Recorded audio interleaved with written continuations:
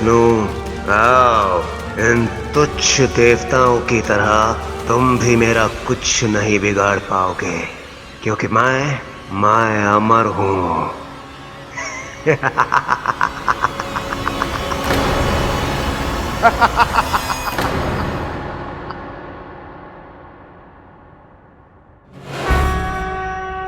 मामा श्री स्वयं चले गए। अब महिषासुर का अंत होना निश्चित है। आओ आओ विष्णु, आओ। किंतु आने में बड़ा विलंब कर दिया तुमने। अब जब आ ही गए हो तो तनिक क्रीड़ा भी कर कर दिखा ही दो।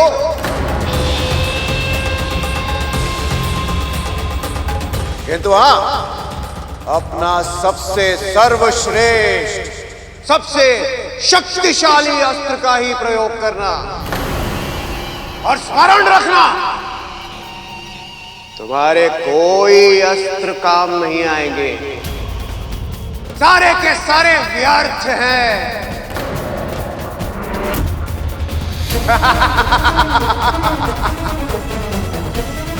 ये तुच्छ देवता, ये मुझे कभी परास्त नहीं कर सकते, किसी भी मूल्य पर नहीं। ये अहंकार ही तुम्हारे पतन का कारण बनेगा महिषासुर।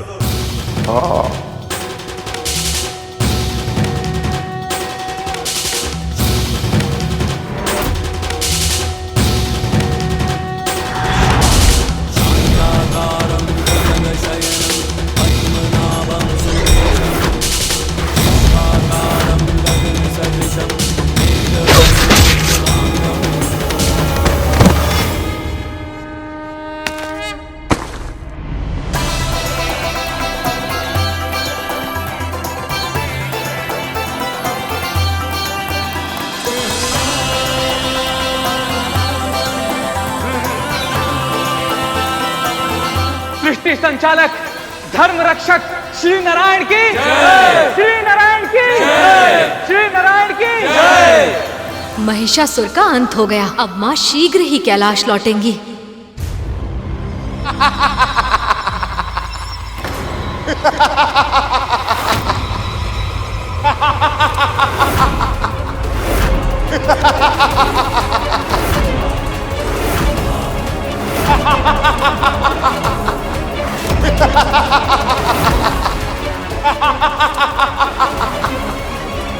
कोई नहीं मार सकता मुझे, कोई नहीं मार सकता महिषासुर को।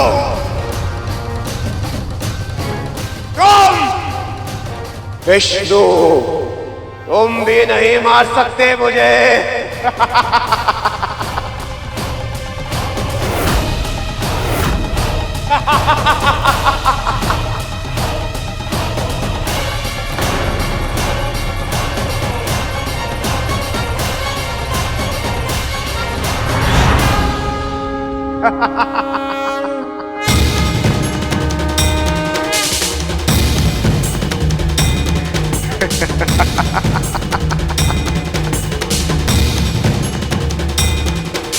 इतिहास में सुदर्शन चक्र से अधिक घातक और कोई अस्त्र नहीं है, पर ये महिषासुर जैसे महाशक्तिशाली असुर का संहार कर पाएगा ना, या फिर ये भी। हे विष्णु, जो आज तक नहीं हुआ वो अब होगा। तुम्हारा ये सुदर्शन चक्र मेरे समक्ष नतमस्तक होगा, और यही इसकी नियति है।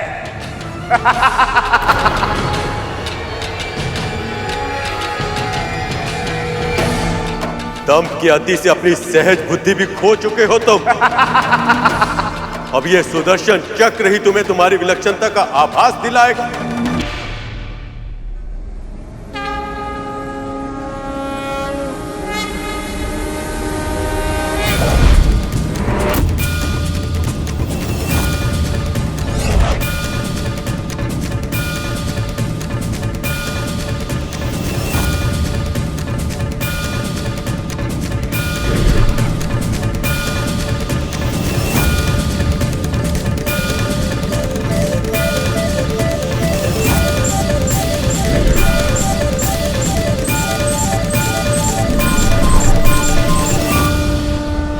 जाइए सखा।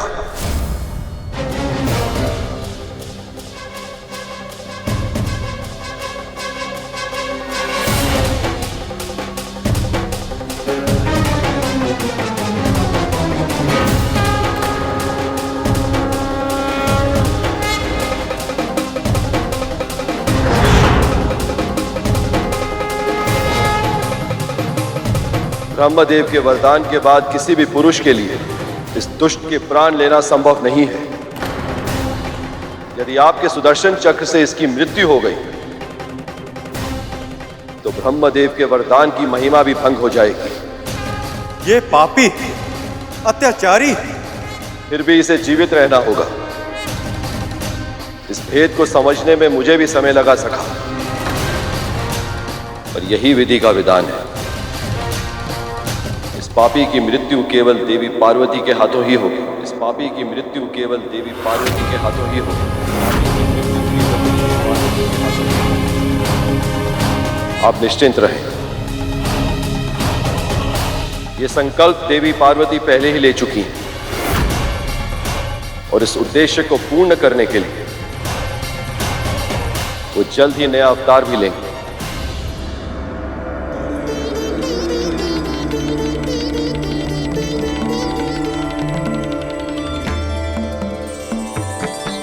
तब तो उनकी लीला देखने की प्रतीक्षा मुझे भी रहेगी सखा।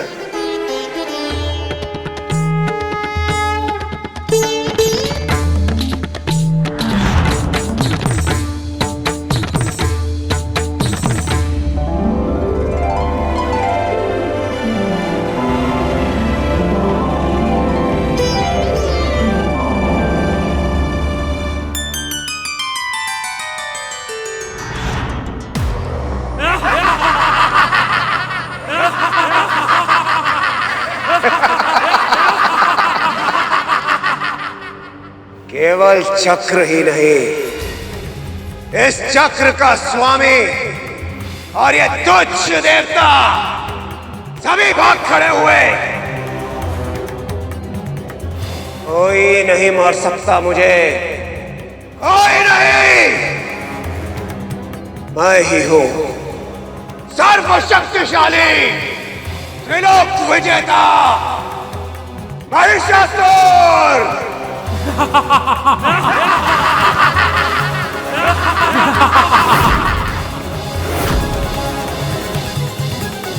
जिस महिषासुर को त्रिदेव पराजित नहीं कर पाए, उसका सामना एक स्त्री कैसे कर सकती है? देवी पार्वती केवल एक स्त्री ही नहीं, एक मां भी थी, और एक मां अपनी संतान की रक्षा करने के लिए कुछ भी कर सकती है।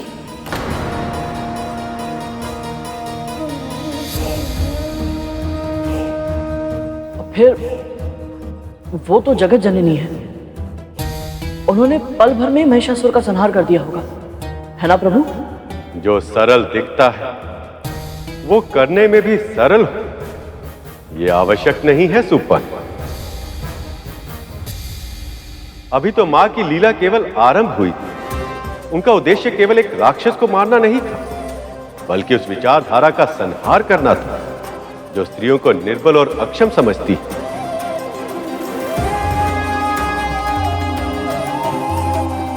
मां की इस लीला में भागी बन ऋषि कात्यायन, जो कन्याओं को आदि शक्ति का रूप मानकर उनकी पूजा करते थे और एक बहुत लंबे समय से पुत्री प्राप्त करने के लिए तपस्या भी कर रहे थे।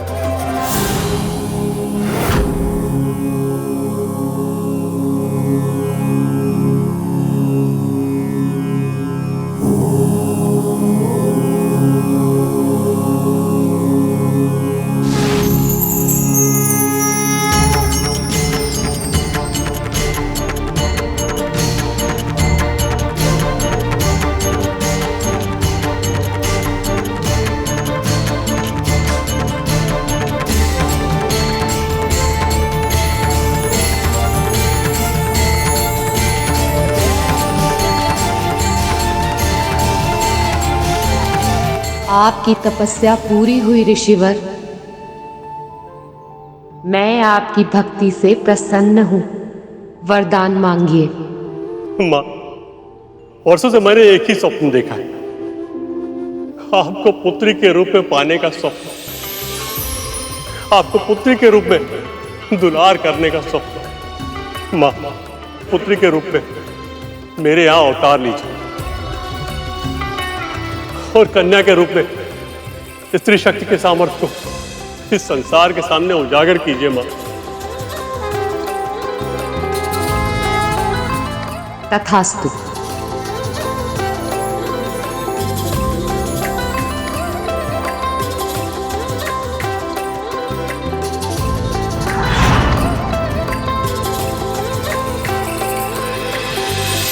पिताजी,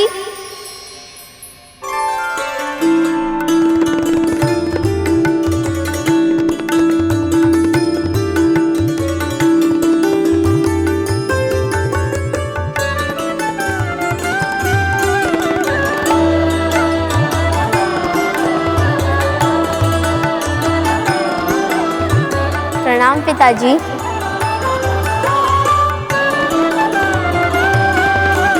माँ,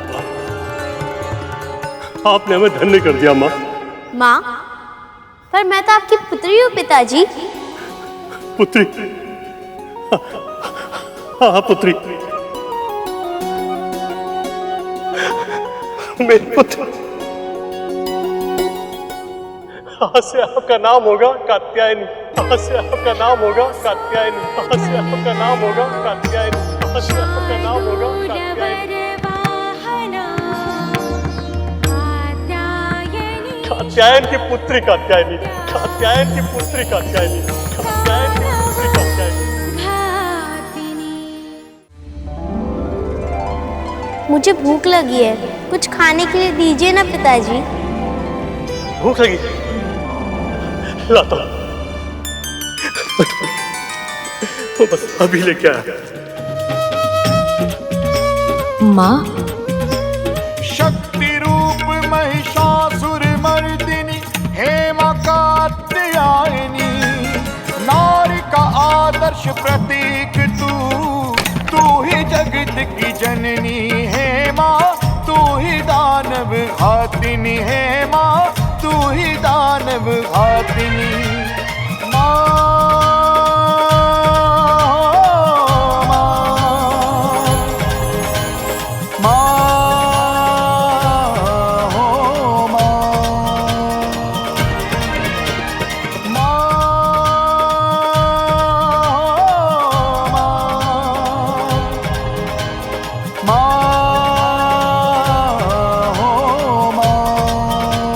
आपका धन्यवाद देवी। यदि आप और मैं एक दूसरे से दूर नहीं होते तो मैं आपके इतने मनोहरी स्वरूप का दर्शन कैसे कर पाता।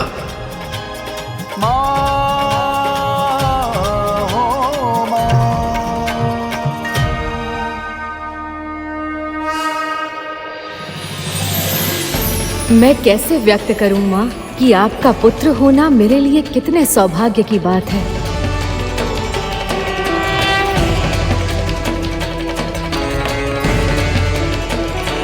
आपके इस रूप के दर्शन करके मैं धन्य हो गया माँ। अब सृष्टि के कल्याण का समय निकट आ रहा। अब शीघ्र ही महिषासुर का अंत होगा। जाने दो मुझे, छोड़ो। ये पाप मत करो दुष्टों। चलो सुंदरी। देवराज इंद्र की पत्नी हूँ मैं, मुझे दूषित करने की चेष्टा मत करो।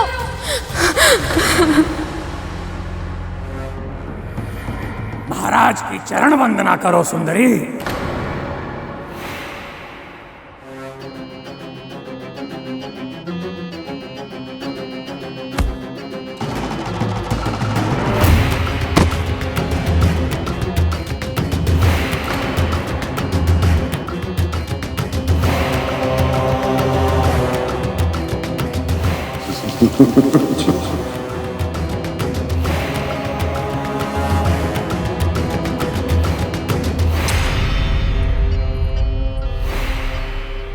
इसका कोई प्रलोभन नहीं। मेरे निकट आओ शची, निकट आओ मेरे।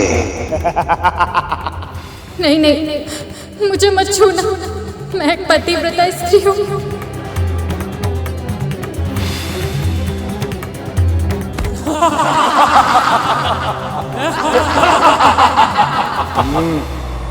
पतिव्रता पत्नी का पति तो मेरा दास है। ये वही है ना जो तुम्हें एक असुर के समक्ष छोड़कर भाग खड़ा हुआ। मुझे स्वीकार कर लो और बन जाओ असुरों की पटरानी। भूल जाओ उस भगोड़े इंद्र को। कदाचित जीवन का आनंद तो भोग विलास में है।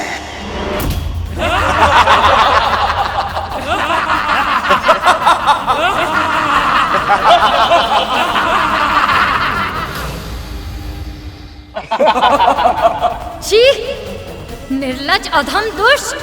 इतना बड़ा पाप करने के बारे में तू सोच भी कैसे सकता है? एक स्त्री का इतना बड़ा अपमान! भूल गया कि तेरा जन्म भी एक स्त्री के गर्भ से हुआ है।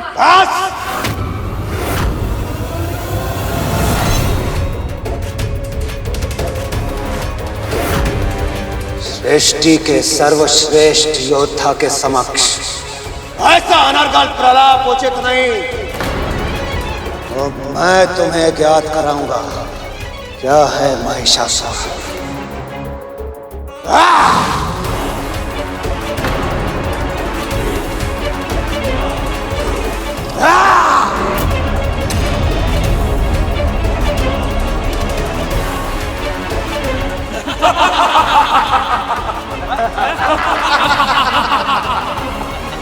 क्या हुआ? भयभीत हो गई? यही तो है तुम जैसी स्त्रियों की वास्तविकता। बड़े बड़े प्रवचन देती हो, आदर्शों के पाठ पढ़ाती हो, किंतु जब शक्ति और शस्त्र के समक्ष होती हो तो भयभीत हो जाती हो। तुच्छ अबला दुर्बल नारी। स्मरण रहे, महिषासुर की दया का सागर इतना गहरा नहीं कि तुम असुरों की पटरानी बनने के प्रस्ताव को बार बार ठुकराती रहो और मैं तुम्हें क्षमा कर दूं। अब मेरी ये तलवार तुम्हें रक्त स्नान करवाएगी।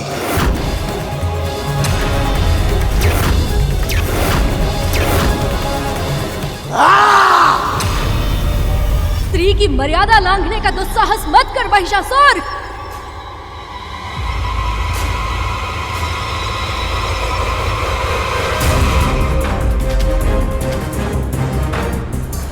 तुझे क्या लगता है दुष्ट कि तुझे कोई पराजित नहीं कर सकता? स्त्री को अबला समझता है तू? मूर्ख! एक स्त्री ही तेरी मृत्यु का कारण बनेगी।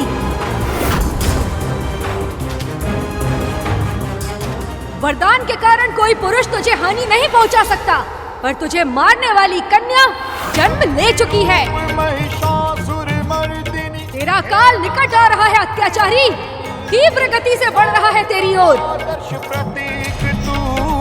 तू ही जगत की जननी है माँ, तू ही दानव घातिनी है माँ, तू ही दानव घातिनी। महिषासुर और अन्य असुरों को चेतावनी देने के बाद उन्होंने स्त्रियों के साथ दुर्व्यवहार करना नहीं छोड़ा। उधर दूसरी ओर देवी पार्वती कात्यायनी रूप में अवतार लेने के बाद उस लीला में इस तरह लीन हो गई थी जैसे वो अपने अवतार का वास्तविक उद्देश्य ही भूल गई।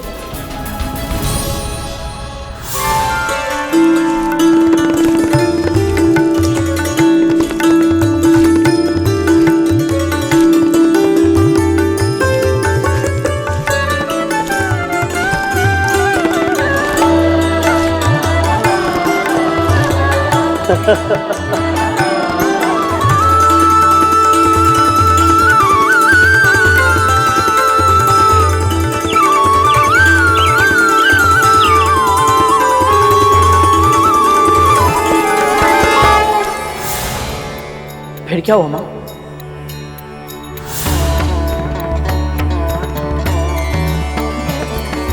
ये तो केवल देवी की ही लीला है।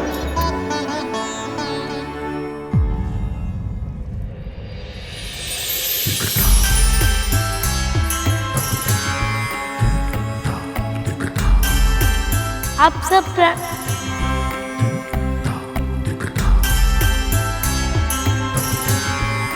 ये कहाँ भाग गई?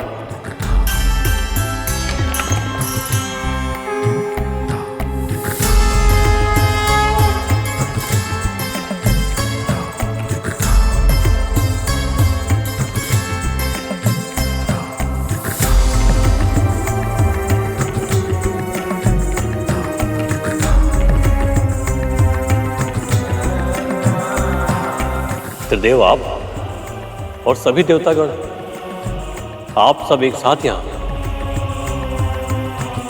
बताइए आपकी क्या सेवा कर सकता हूं मैं? आपको नहीं, सेवा आपकी पुत्री को करनी होगी, संसार की सेवा। महिषासुर का वध केवल वही कर सकती है, महिषासुर का वध केवल वही कर सकती है, महिषासुर का वध केवल वही कर सकती है।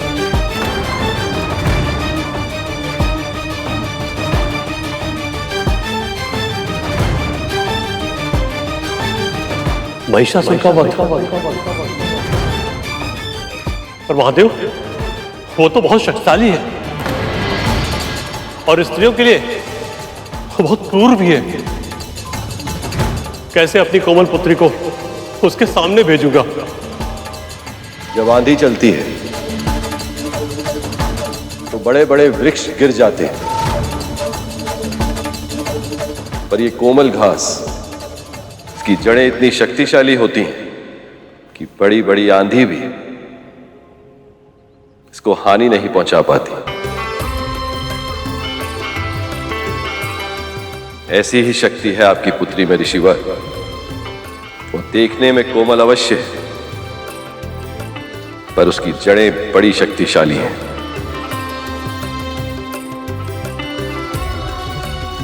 इस संसार में केवल वही है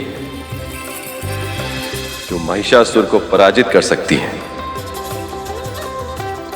आपकी पुत्री ऋषिवर कात्यायनी। मेरी पुत्री?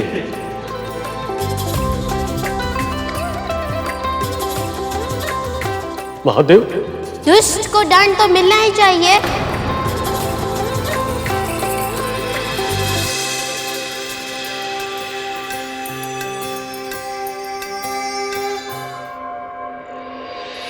शक्ति रूप महिषासुर मर्दिनी हेमा कात्यायनी, नारी का आदर्श प्रतीक तू ही जगत की जननी। पर कैसे पिताजी? तू ही दानव, पर मैं तो छोटी हूँ ना। तू ही दानव। आपकी लीला बहुत मनोरम है माँ, पर इस समय आपके संतानों को आपकी बहुत आवश्यकता है। स्त्रियों पर महिषासुर का अत्याचार निरंतर बढ़ता ही जा रहा है, इसलिए दया कीजिए माँ, अपना ये अवतार शीघ्र ही पूर्ण कीजिए।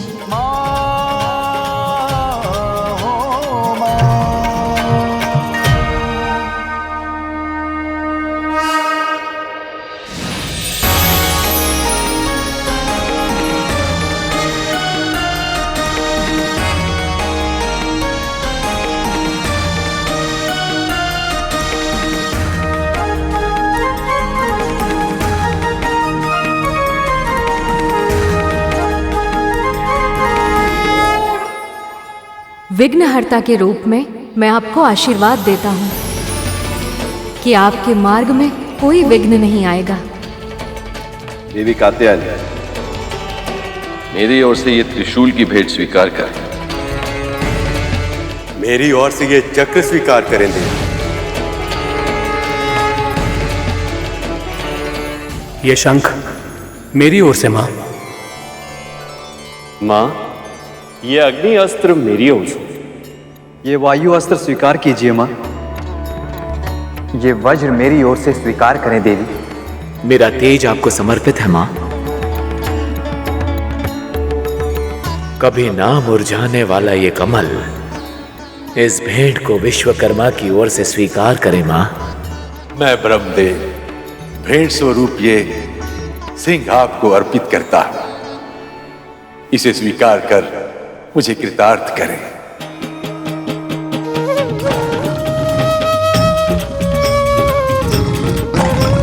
शक्ति रूप महिषासुर मर्दिनी हेमा कात्यायनी, नारी का आदर्श प्रतीक तू ही जगत की जननी है माँ, तू ही दानव घातिनी है माँ, तू ही दानव घातिनी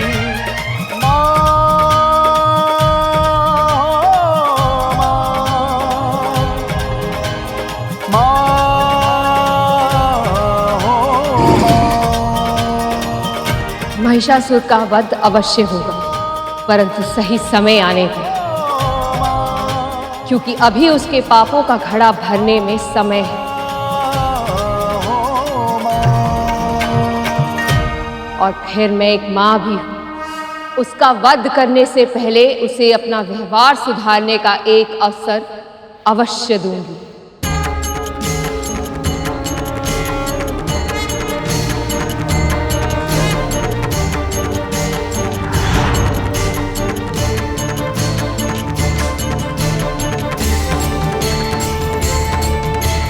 प्रणाम पिताजी। आपकी पुत्री बनना मेरे लिए सौभाग्य था। आपने मुझे इतना प्रेम, इतना दुलार दिया कि अब आपको छोड़कर जाने की तनिक भी इच्छा नहीं हो रही। परंतु मेरा कर्तव्य मुझे बुला रहा है, मुझे विंध्याचल जाना ही होगा। अवश्य पुत्री। पर मेरे इस अवतार का नाम कात्यायनी ही रहेगा। इससे मुझे प्रसन्नता तो मिलेगी ही, साथ ही साथ आपका नाम भी सार्थक होगा। और यही नहीं, आप सदैव मेरे प्रिय रहेंगे। आपको जब भी मेरी आवश्यकता हो बस स्मरण कर लीजिएगा, मैं चली आऊंगी। परंतु अभी मुझे आज्ञा दीजिए।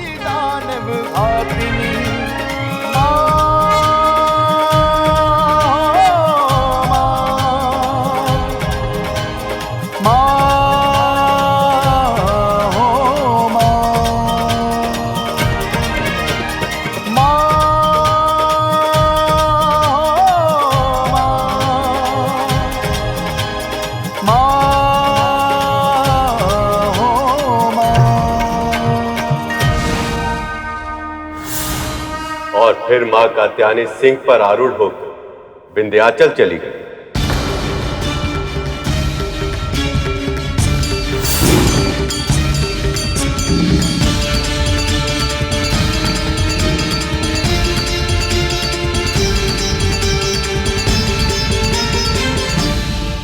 अब से स्त्रियों के साथ दुराचार, अत्याचार, बुरा व्यवहार बंद कर दो महिषासुर। अर्थात मैं एक स्त्री से भयभीत हो जाऊं। गुरुदेव, कदाचित आप ये भूल रहे हैं, आप ही के मार्गदर्शन में केवल वो तुच्छ देवता ही नहीं, स्वयं नारायण भी मेरा कुछ नहीं बिगाड़ पाए। तो फिर एक दुर्बल अबला नारी।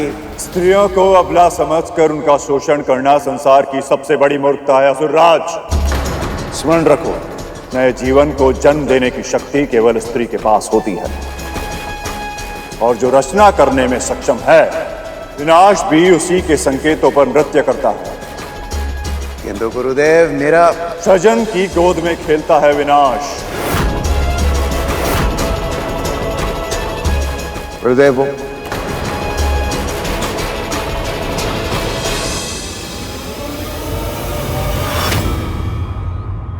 पूर्णे तटाके त्रिशित सदैव भूते अपि गेहे शुदित समूढ़ कल्प द्रुमे सत्यपि वे दरिद्र गुर्वाद योगी अपि ही प्रमाद।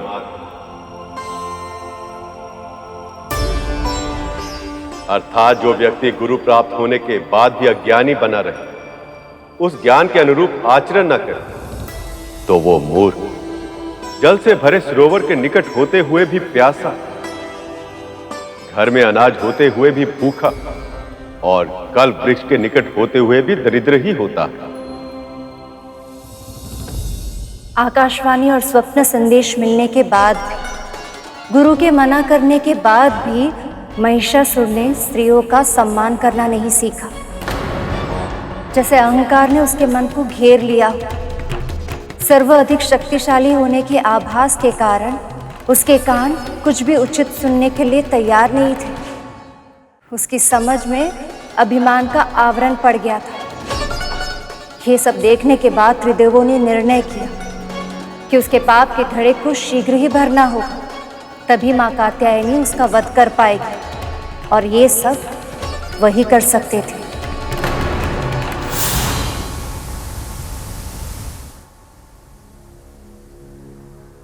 ऐसे ही अपनी सेवाओं से हमें प्रभावित करती रहो।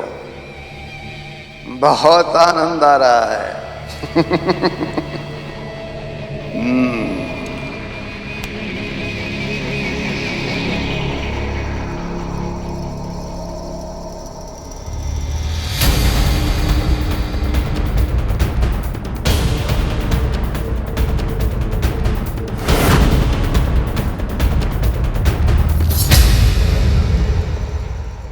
छी, अनाचार और व्यभिचार का गढ़ है ये स्थान।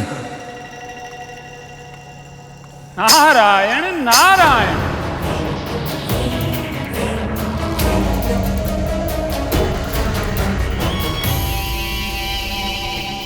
अंततः मेरे इस संतापुर ने आपको भी आकर्षित कर ही लिया। आइए और अनंत भोग विलास का आनंद लीजिए। देवऋषि, तनिक भी संकोच मत कीजिए, मैं किसी को कुछ नहीं बताऊंगा। नारायण नारायण। ऋषि मुनियों को भोग विलास महाराज शोभा नहीं देते। मैं तो यहाँ किसी और ही कार्य से आया था।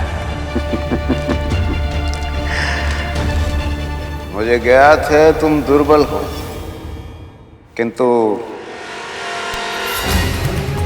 तनिक अपने इन सुंदर हस्तों को थोड़ा कष्ट भी तो दो।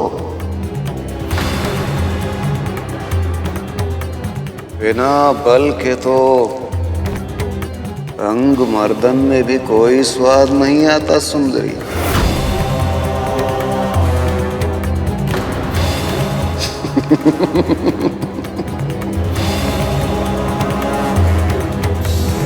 कितना घिनौना है ये असुर।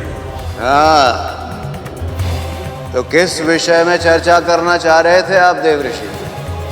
आप तो जानते हैं कि स्वर्ग के सहज संचालन में मैं सहायता करता हूं, और एक मार्गदर्शक होने के नाते मुझे लगता है कि आपको अपना उत्तराधिकारी चुन लेना चाहिए, ताकि स्वर्ग का साम्राज्य आपकी मृत्यु के पश्चात असुरों के पास ही रहे। नारायण नारायण।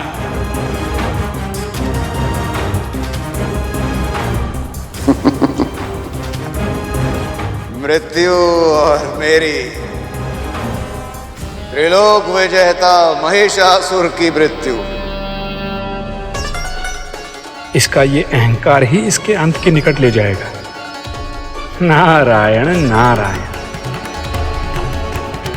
देवऋषि, आप कदाचित ये भूल रहे हैं, आपके नारायण नारायण श्री हरि विष्णु भी मुझे पराजित नहीं कर पाए।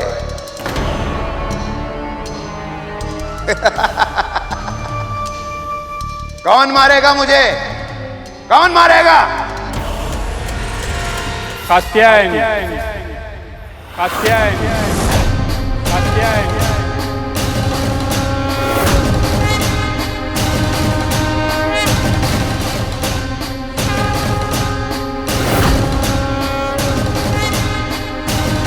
कात्यायनी?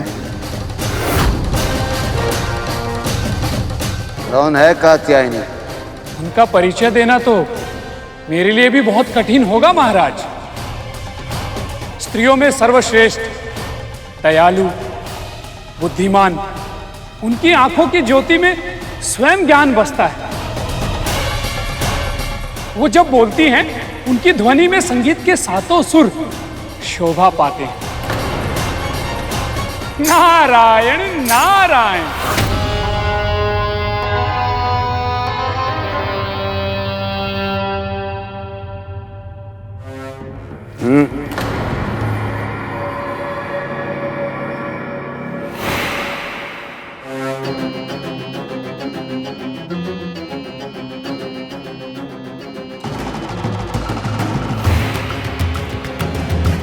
जिस स्त्री की तुम इतनी प्रशंसा कर रहे हो, ऐसी स्त्री को तो केवल मेरी पटरानी बनना चाहिए। आपको सावधान करना मेरा कर्तव्य है महाराज। इस बारे में सोचिए भी मत। कात्यायनी से आप जितनी दूरी बनाकर रखेंगे, उतना ही अपने आप को सुरक्षित पाएंगे। देव ऋषि,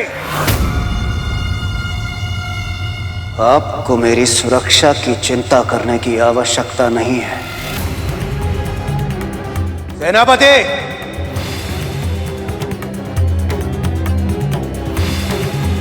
जाओ और उस स्त्री को मेरे समक्ष लेकर आओ। यही तो है मेरी योजना। कैसे भी तुम लोग बस माता के पास पहुंचो। एक बार वो मेरी रानी बन जाए, उसके बाद उसका मुझे मार पाना तो असंभव होगा। वो स्वयं ही मेरी दीर्घायु के लिए जब तक व्रत रखेगी। संसार की सर्वश्रेष्ठ सुंदरी, यही कहा था ना तुमने नारद? उसके सौंदर्य का आंकलन करने के लिए अब मुझसे और प्रतीक्षा नहीं होती। सेनापति, जाओ और अभी इसी क्षण उस स्त्री को मेरे समक्ष लेकर आओ।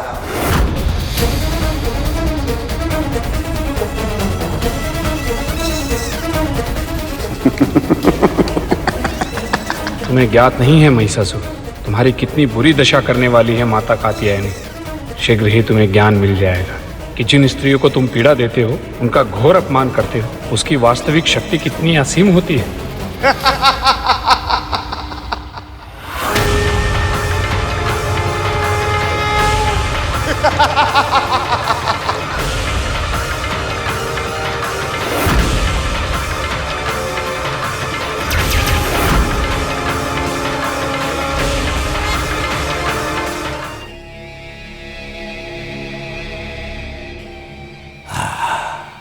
इतनी अच्छी सुगंध।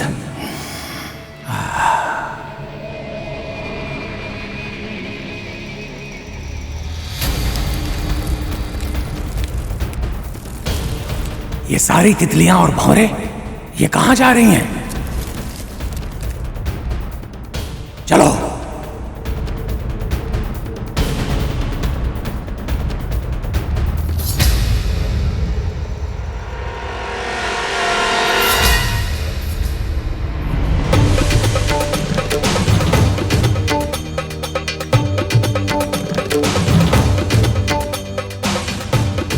लगता है ये वही मनोहरी स्त्री है जिसके विषय में वो देव ऋषि नारद बोल रहा था।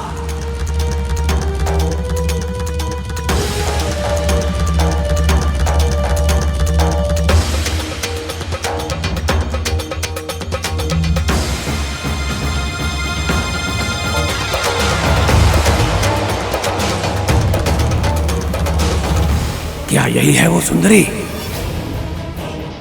इसी से आ रही है सुगंध।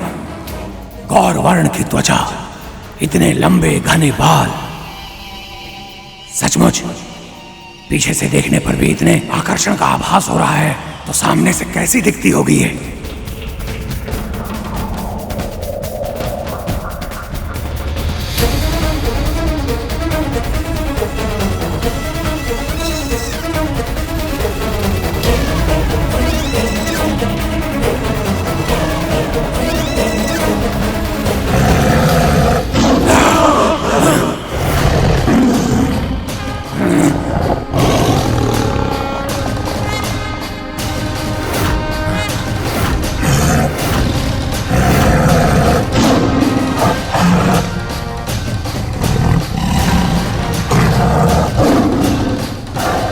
सिंह की दहाड़ सुनकर भी इसने अपने बालों में पुष्प गूंथना नहीं छोड़ा। क्या इसे सिंह से भी भय नहीं है?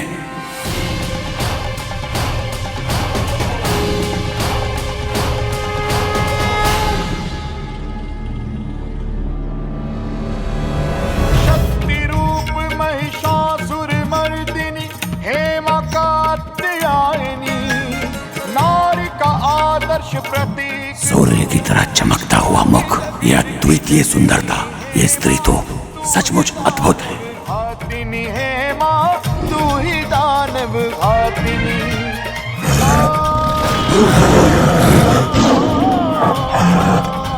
अच्छे बालक ऐसे क्रोध नहीं करते। इस स्त्री ने तो इतने भयानक सिंह को भी पालतू बनाया हुआ है। कौन है आप सब? क्या चाहिए मुझसे? क्यों आए हैं यहाँ? आपको हमारे साथ चलना होगा। त्रिलोक विजयी, स्वर्ग के स्वामी, महाशक्तिशाली महाराज महिषासुर आपसे विवाह करना चाहते हैं।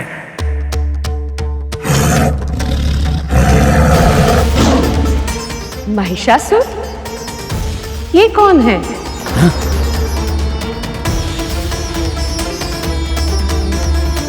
तुम पूरी तरह से अज्ञानी हो या किसी और संसार से आई हो कि तुम्हें असुरराज महिषासुर के बारे में भी नहीं पता। उनका नाम सुनते ही तो बड़ी बड़ी राजकुमारियां भी भय से कांप उठती हैं। इतने पराक्रमी है वो कि उन्होंने स्वयं नारायण को भी पराजित कर दिया है। अरे बस बस बस, तुम्हारा ये व्यर्थ प्रलाप सुनकर तो मेरा सिंह भी उबासियां मार रहा। तो फिर ऐसे व्यक्ति में मुझे रुचि कैसे हो सकती है भला? जाओ कह दो अपने महाराज से कि मुझे उनसे विवाह स्वीकार नहीं। हमारे स्वामी का प्रस्ताव अस्वीकार करने का साहस भी कैसे किया तुमने?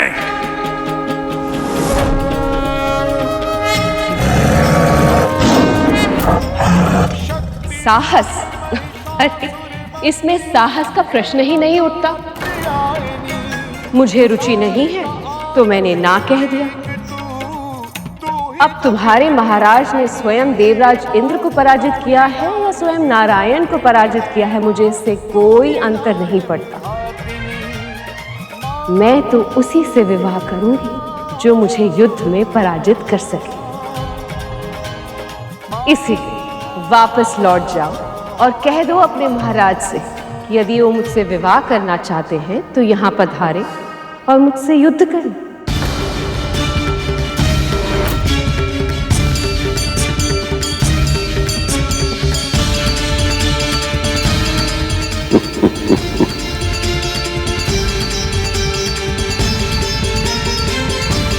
पिताश्री, युद्ध तो परिहास का विषय नहीं है, तो फिर आप हंसे क्यों पिताश्री? क्योंकि इन असुरों को आभास तक नहीं है कि इतने अभिमान से ये किससे बात कर रहे हैं।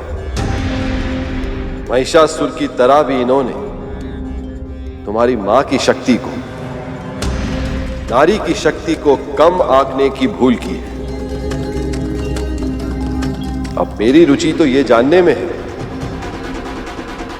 कि इनके साथ अब आगे क्या होने वाला है।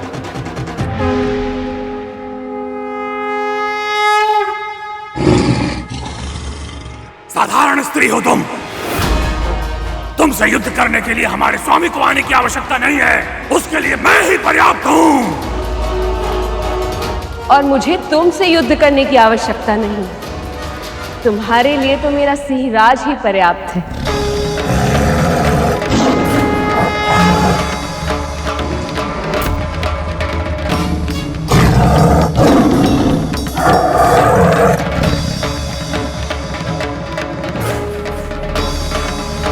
जाओ सिंहराज, जरा अच्छे से पाठ पढ़ो।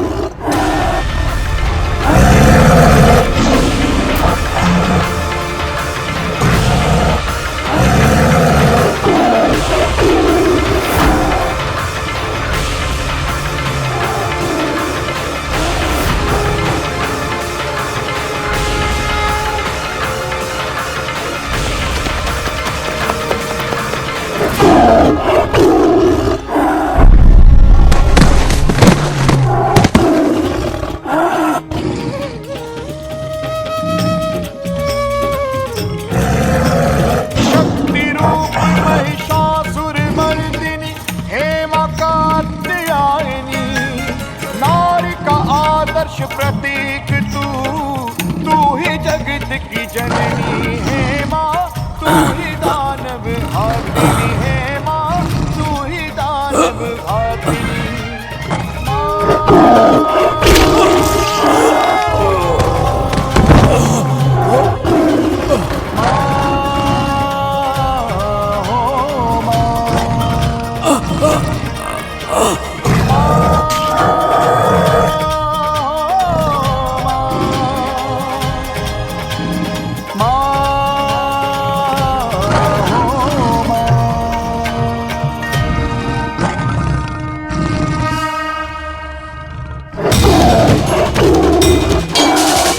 रक्षा कीजिए, रक्षा कीजिए देवी, रक्षा कीजिए देवी, रक्षा कीजिए।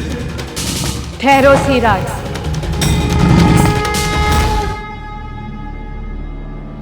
जाओ सैनिक, और ये संदेश पहुंचा दो अपने महाराज को कि यदि वो मुझसे विवाह करना चाहते हैं तो यहाँ आए और मुझसे युद्ध करें।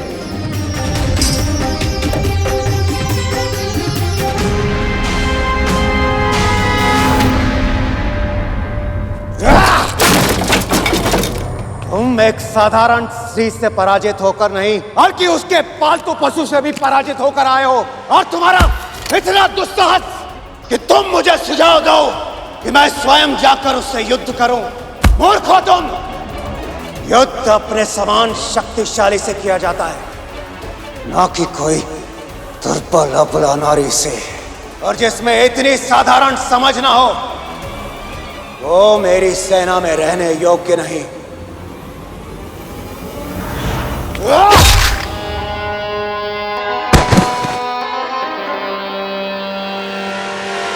विंध्याचल के लिए कूच करने की तैयारी करो। अब तो उस स्त्री को मैं अपनी पत्नी बनाकर ही रहूंगा, प्रेम से नहीं तो बल से ही सही। हे प्रभु, ऐसे दुर्वचन तो सुनना भी पाप है। केवल मां के बारे में ही नहीं, किसी भी स्त्री के बारे में कोई भी पुरुष ऐसी घिनौनी सोच कैसे ला सकता है?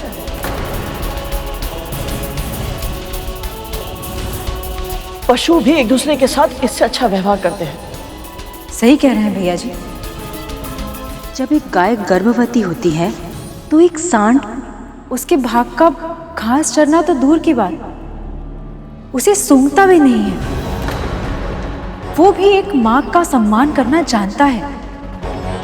पर ये महिषासुर, ये तो पशुओं से भी गया गुजरा है। नीचता की हर हद पार कर दी इसने। फिर देवी ने उस राक्षस का वध कैसे किया, ये जानने के लिए ना अब तो हम भी व्याकुल हैं। ऐसे महादुष्ट को तो कठोर दंड बिल्कुल मिलना चाहिए। उसका दंड तो ऐसा होना चाहिए कि ऐसा दुष्कर्म करने से पहले उसके मन में विचार बार बार आए। और यदि ऐसा कर्म करने का विचार आए तो दंड के बारे में सोचकर उसका हृदय ऐसे कांप जाए। मां भगवती की कृपा से।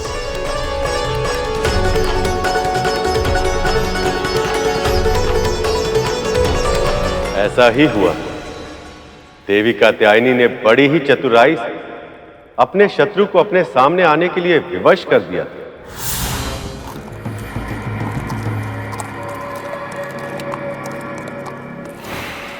पापी का अंत सुनो, पापी का अंत अब। काल आए और इसे दबोच ले। बहुत अभिमान है इस दुष्ट को, बहुत बुरी मृत्यु मिले तुझे। तुम तुच्छ स्त्रियों के लिए मेरे पास कोई समय नहीं, अन्यथा मुझे दुर्वचन कहने वाले इस मुख को काट कर शीश से अलग कर देता। कौन है ये स्त्रियां? महाराज महिषासुर के भोग का साधन थी ये स्त्रियां। अब मान लो कि कंकड़ पत्थर से अधिक और कुछ नहीं है।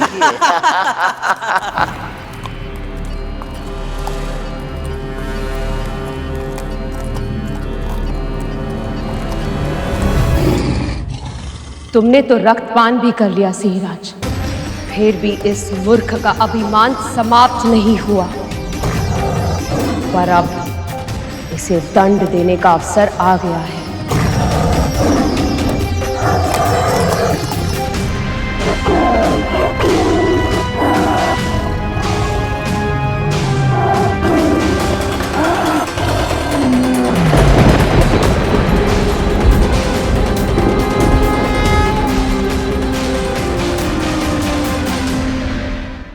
महाराज, लौट चले?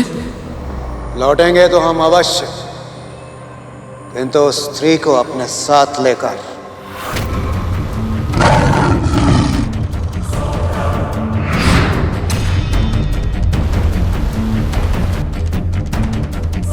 कहाँ गई?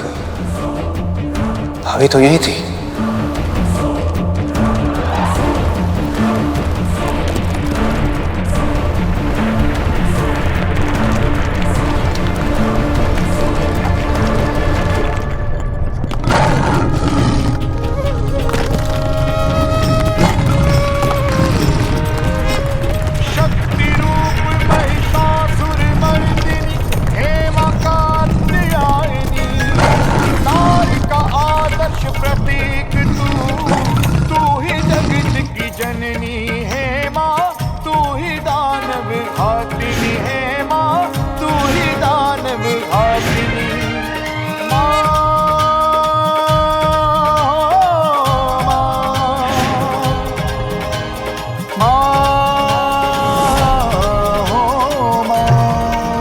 अद्भुत। मैंने सुना था कि तुम अत्यंत सुंदर हो। तुम्हारे केश मेघों की तरह घने, तुम्हारे नयन कमल के पुष्प की तरह, और सौंदर्य से परिपूर्ण तुम्हारा ये तन सुकोमल केले के वृक्ष की तरह है। सत्य कहूं तो मेरे हृदय में जो तुम्हारे सौंदर्य की कल्पना की छवि थी, तुम्हारे वास्तविक रूप के समक्ष वो कुछ भी नहीं है, कुछ भी नहीं। मैं आया तो था तुम्हारा वध करने, किंतु यदि तुम चाहो तो मुझसे विवाह कर अपने प्राणों की रक्षा कर सकती हो। विधाता ने तुम्हें ऐसा अद्वितीय सौंदर्य रणभूमि में व्यर्थ करने के लिए नहीं दिया, बल्कि मेरे सिंहासन की शोभा बढ़ाने के लिए दिया है। यदि तुम्हारी यही इच्छा है तो फिर इतनी बातें क्यों कर रहे हो? मुझसे युद्ध करके मुझे पराजित क्यों नहीं करते? यदि मुझसे विवाह करना है तो मेरी शर्त का पालन तो करना ही होगा।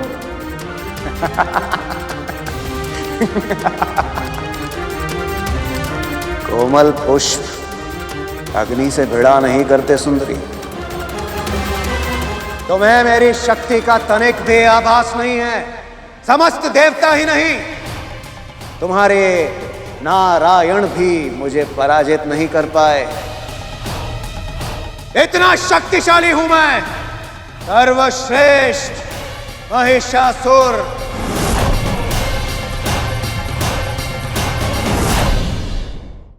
तो फिर अपनी शक्ति का अनुचित प्रयोग क्यों करता है तू?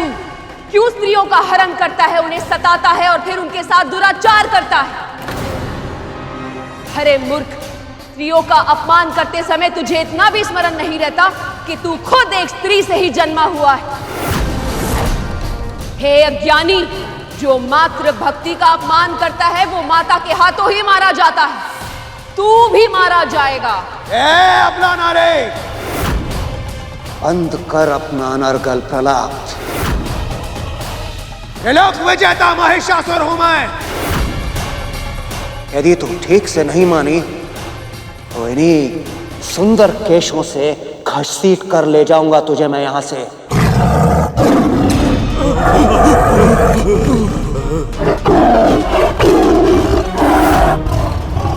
तू मुझे छू भी नहीं सकता मूर्ख।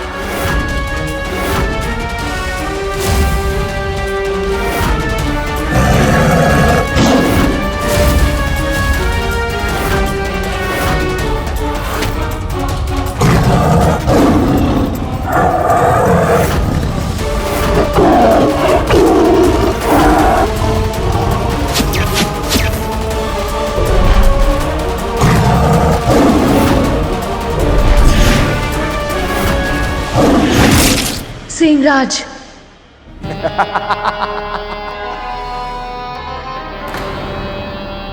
बड़ी देर से व्यर्थ में गर्जनाएं कर मेरी सेना को भयभीत करने का प्रयास कर रहा था ये सिंह। अपने बाणों से मैंने इसके मुख को सदा सदा के लिए बंद कर दिया।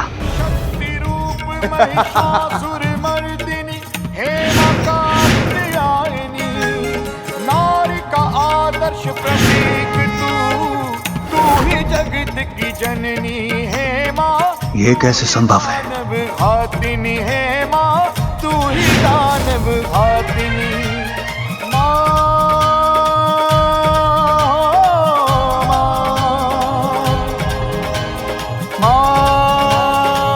प्राण लेने वाले से रक्षा करने वाला सदैव बड़ा होता है महिषासुर। अब भी समय है, वापस लौट जा। अबला नारे! महिषासुर एक बार कोई निर्णय ले ले तो फिर उसे काल भी नहीं बदल सकता। सेना आक्रमण!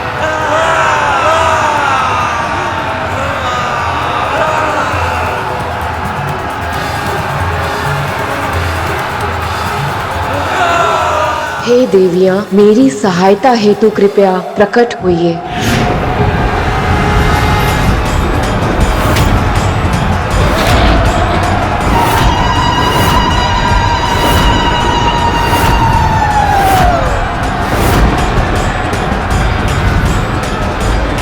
जिस जिसका आवाहन कर सकती हो कर लो स्त्री। कदाचित मेरा गुप्त अस्त्र तुम्हारी समस्त देवियों का काट होगा।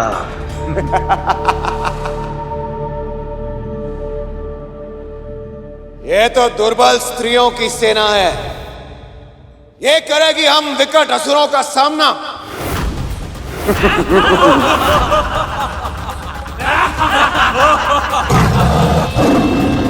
चूड़ी पहनने वाले हाथ केवल करछी और बेलन चलाने के लिए होते हैं, ना कि अस्त्र उठाने के लिए। प्रतीत होता है तुम ऐसे नहीं मानोगी। तो आओ आओ देखो हम असुरों का पराक्रम।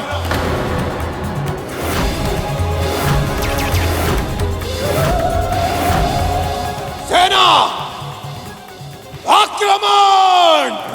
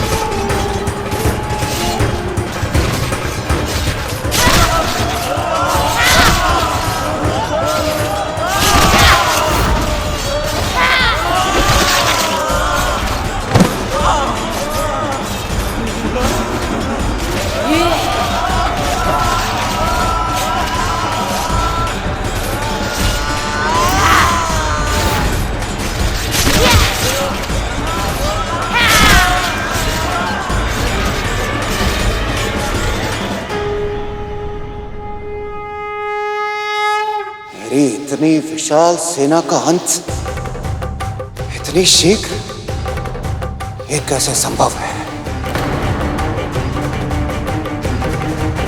महिषासुर के जिन दुर्दांत सैनिकों के सामने हम सब हार स्वीकार कर चुके थे, उन्हीं दुष्ट और महाअत्याचारी असुरों को मां कात्यायनी की सेना साधारण शत्रु समझकर समाप्त कर रही है।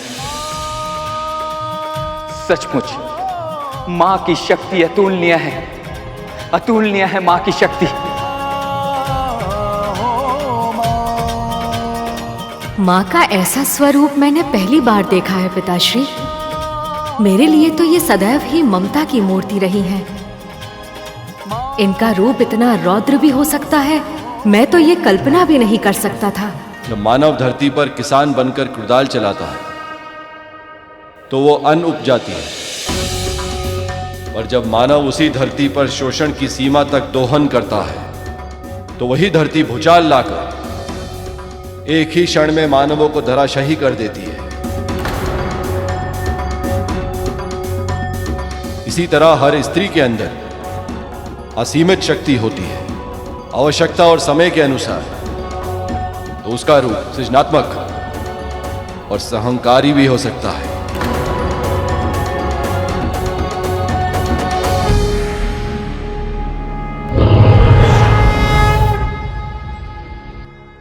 मेरी इतनी विशाल काय सेना का अंत इतना शीघ्र इसने कैसे कर दिया?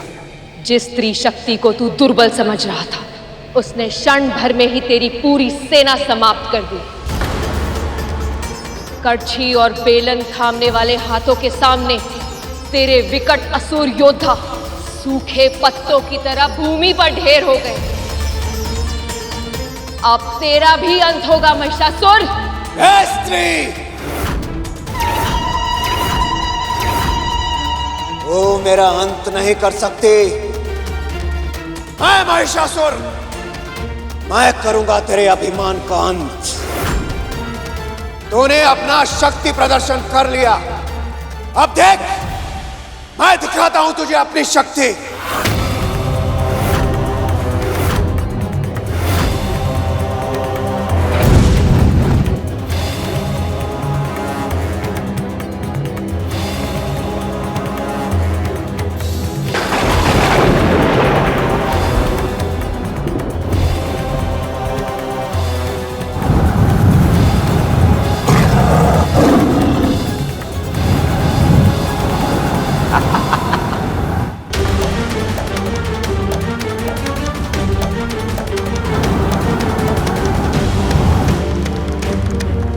ये चक्रवात तो बहुत ही भीषण लग रहा है पिताश्री।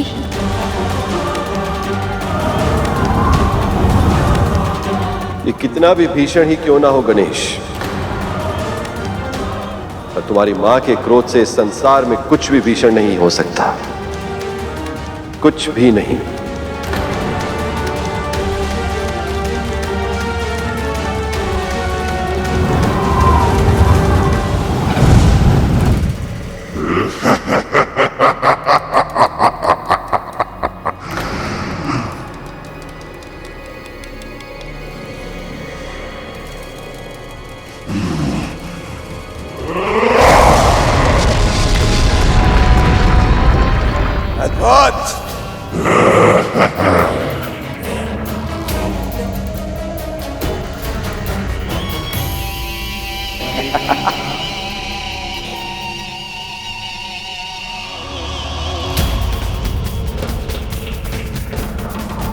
जाओ, जाकर अपने जन्म के उद्देश्य को सार्थक करो।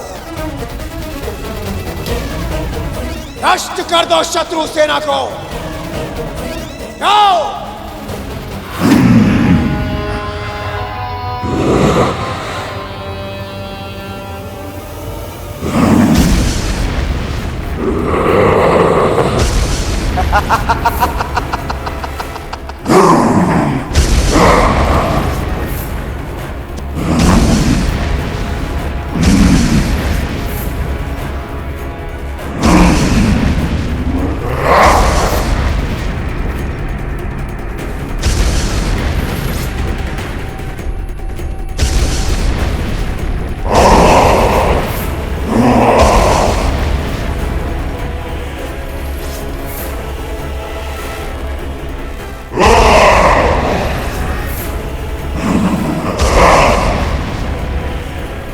उसे नहीं,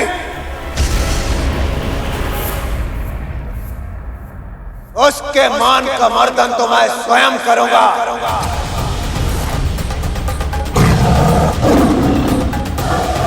जाओ।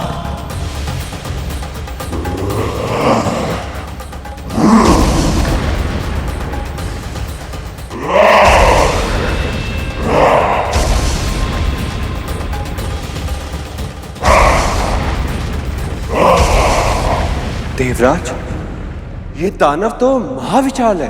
सत्य कहा अग्निदेव। इसने विशाल काय पर्वत को एक कंकड़ की तरह चूर चूर कर दिया। अर्थात इसमें बल असीमित है।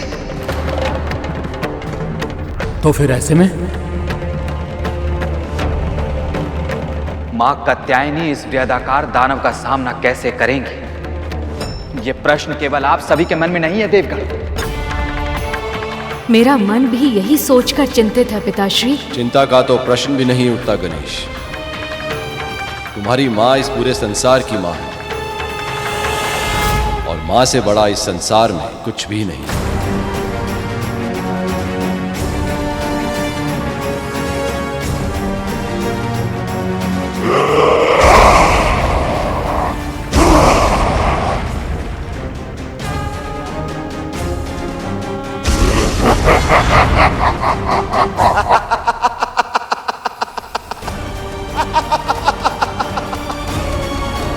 ये स्त्री सेना तो भयभीत होकर लुप्त हो रही है। ऐसी ही भयभीत होती रहना। कदाचित यही तुम्हारी नियति है।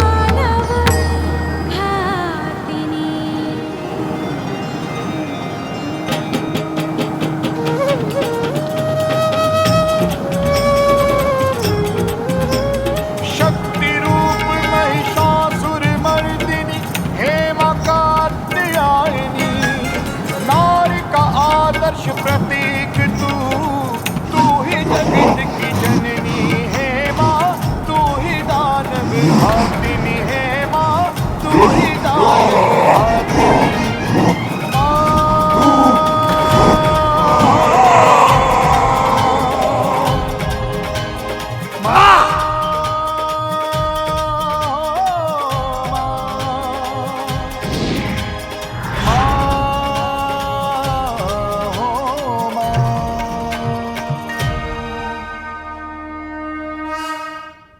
छली माया रच रही है। यदि साहस है तो वाह, आकर युद्ध कर महिषासुर से। कदाचित तू ऐसे नहीं मानेगी।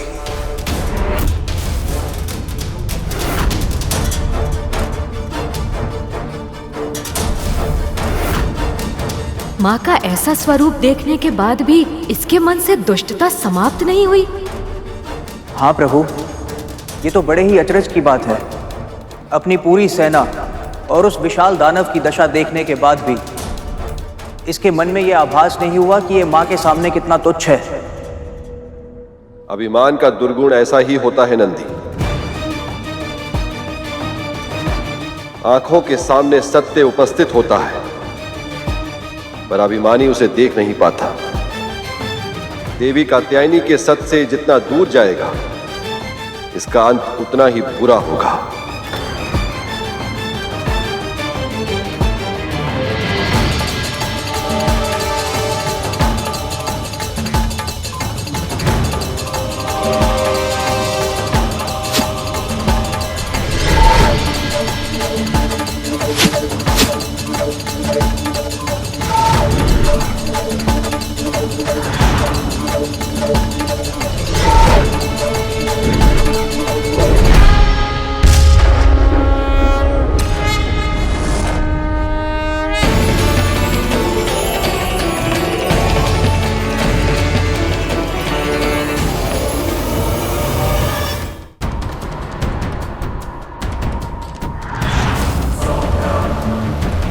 धनुष बाण चलाने में तो सिद्ध है, किंतु भाला कैसे चलाएगी?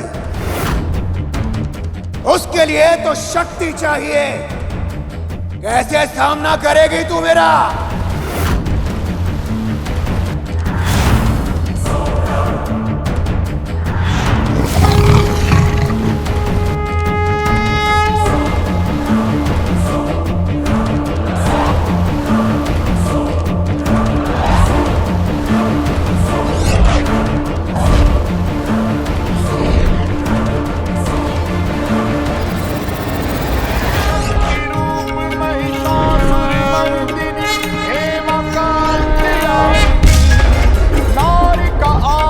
प्रतीक तू ही जगत की जननी है माँ, तू ही दानव घातिनी है माँ, तू ही दानव घातिनी असंभव, कैसी माया है और ये ऐसी माया कैसे रच रही है?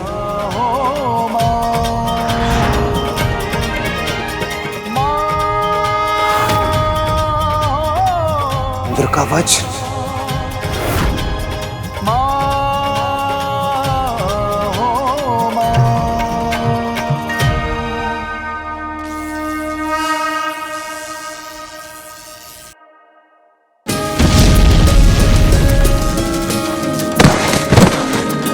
दुर्गमा दुर्गमा लोका दुर्गमात्म स्वरूपिणी, दुर्गमार्ग प्रदा दुर्गम विद्या दुर्गमाश्रिता, दुर्गम ज्ञान संस्थाना दुर्गम ध्यान वासिनी, दुर्गमोहा दुर्गमदा दुर्गमार्ग स्वरूपिणी, दुर्गमासुर सहंत्री दुर्गमा योगदारिणी, मेरे सभी अस्त्र व्यर्थ हो रहे हैं।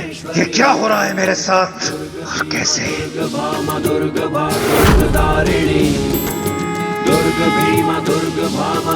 ये सभी अस्त्र पहले भी माँ की शक्ति से ही संचालित थे, पर आज माँ के हाथों में आकर इनका अधिकतम उपयोग संभव हो गया है, जिसके कारण ये अस्त्र और भी अधिक सार्थक हो गए हैं। सचमुच सचमुच मां की शक्ति अतुलनीय है, अतुलनीय है मां की शक्ति।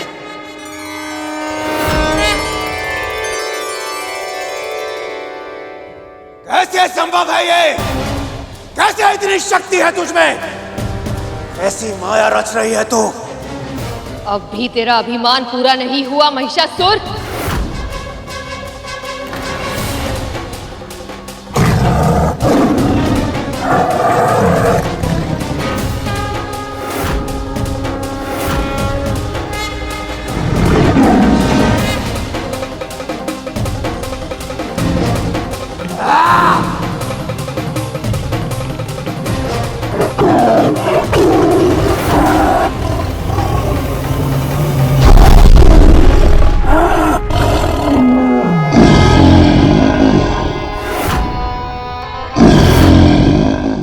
मैं दिखाता हूं तुझे महिषासुर का असली रूप।